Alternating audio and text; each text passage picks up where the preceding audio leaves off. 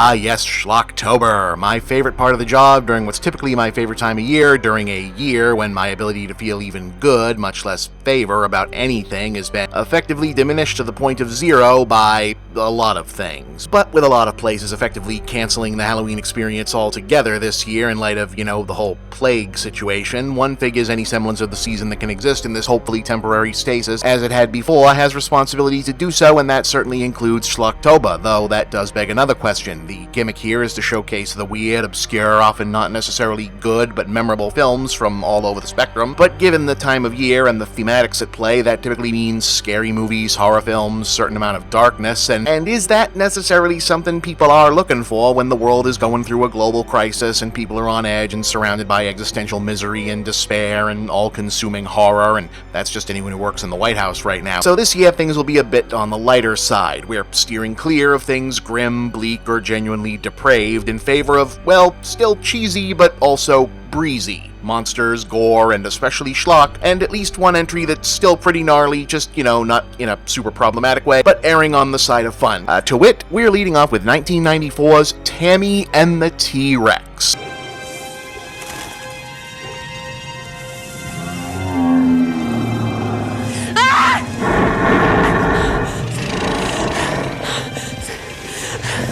What do you want? A movie that top-billed star Denise Richards, star of Blonde and Blonder, Cougars Incorporated, former Mrs. Charlie Sheen during the really bad phase of Mr. Charlie Sheen, and featured cast member of The Real Housewives of Beverly Hills seasons 9 through 10, spent years refusing to talk about having appeared in. So it's good. The kind of movie where when you get the opening credits back and they've misspelled the main character's name and printed the incorrect rest of the title, you decide it's okay to, just leave it like that. Dinosaur music inside my brain. Sometimes I feel like I'm gonna go insane. Dinosaur music inside my brain. Sometimes I feel like I'm going insane. I feel the rumble. Ooh, okay, so maybe this one is a little bit sad. Yeah, that's a very, very young, the late Paul Walker, as Tammy's would-be love interest, Michael, who, because this is a 90s teenage movie, is a nice guy whose life is in danger, because the girl he's sweet on is also pursued by a psychotic stalker bully that no one's really doing anything about for some reason. Possibly because in this universe, people fight like this.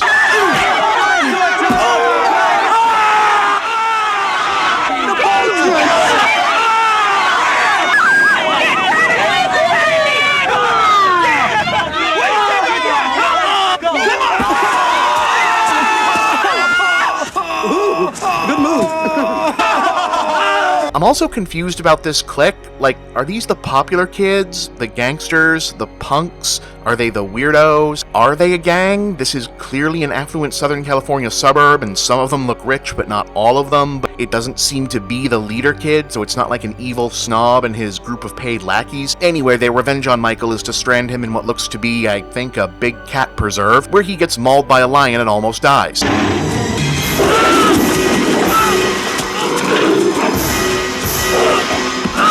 Yeah, and while in the hospital, he gets abducted by a German mad scientist and his henchwoman lover because they want to steal his brain and put it into a super strong mechanical body of a robot Tyrannosaurus. What, is this moving too fast for everybody? Show me its power! I will give you a brain! I will give you immortality! Because the movie is called Tammy and the T-Rex, and it's a high-concept teen comedy about a hot chick whose boyfriend's mind is in the body of a dinosaur, but the animatronic dinosaur puppet is so fake-looking they decided, fuck it, we'll just have it be a robot in the actual movie. Let me see it move.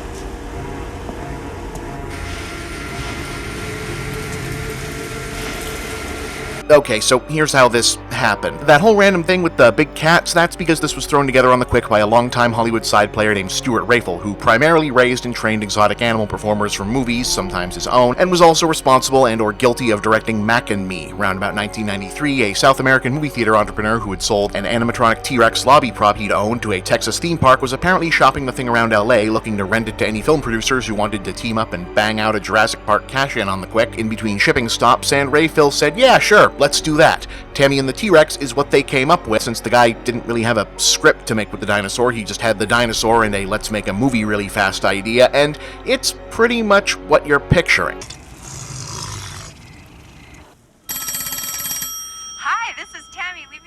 I'll be mad at you.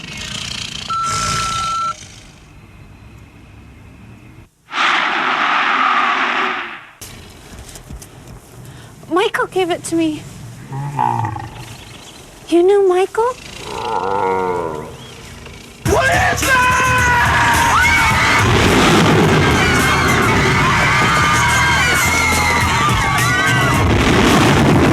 Michael, I'm so sorry, honey. I'm so sorry. We're gonna find you another body. I promise, okay? I promise. I love you so much. You stole the goddamn dinosaur! He's my friend and I'm keeping it!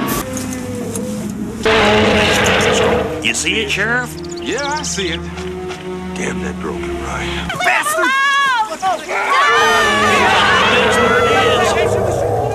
Just leave him alone. Hold your fire!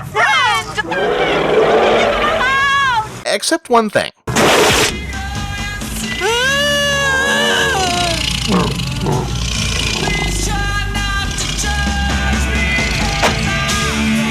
Okay, if you've seen this movie before, you might not have seen that scene. See, they actually shot this movie as an R-rated film with several very elaborate gory death scenes from Michael the Dinosaur tearing shit up. You gotta fix this, Billy. He's kidding around.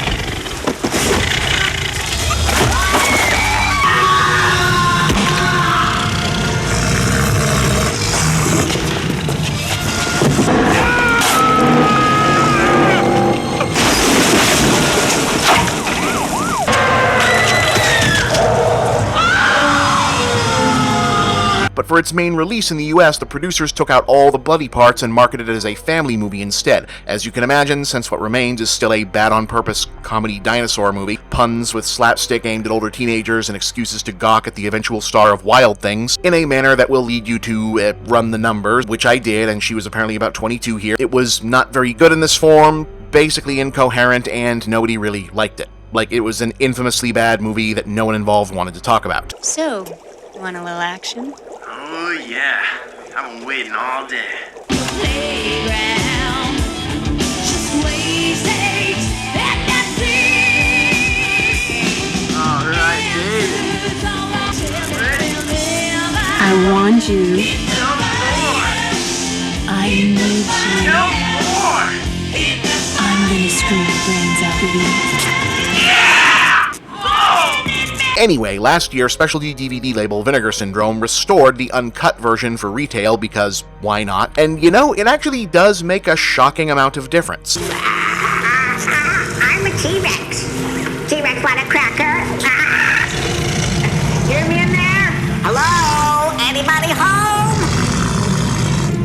Like, the movie still isn't good because it's still Tammy and the T-Rex, but you can now also tell definitively that it was never supposed to be good, if that makes sense. Viewed in context as a purposefully stupid self-parody of exactly the kind of locally produced Hollywood backyard cash grab that it is, with the genuinely entertaining ultraviolence matched to the extended sex gags and recurring bits like Richards and her genre-mandatory 90s ostentatious gay black friend constantly entering scenes having just changed into preposterously elaborate new outfits. I mean, it's no Attack of the Killer Tomatoes, but it's basically working at what it wants to do.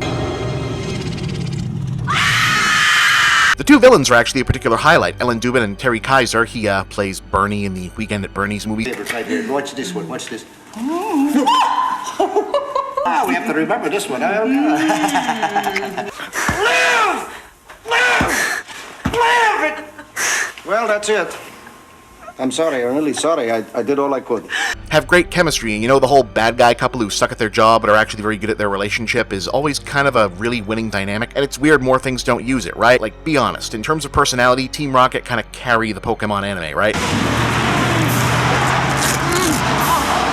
Helga, cue my rope. Oh, Gunther.